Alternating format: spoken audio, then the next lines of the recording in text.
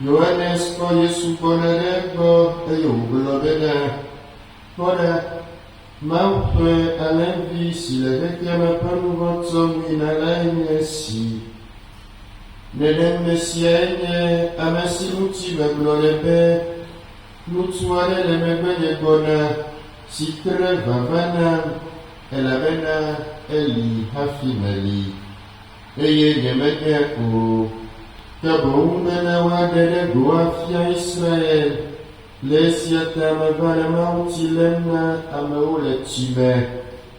Eye Yohanes dida seblobena, mako gogo kokwila lelidimso dipo, abe akmakbaine, eye unoiji.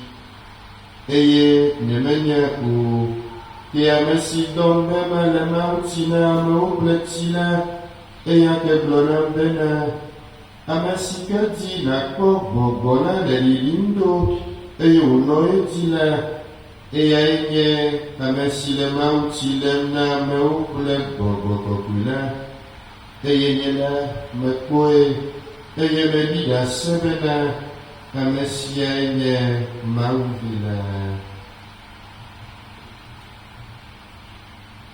Novio apatola penyanyi.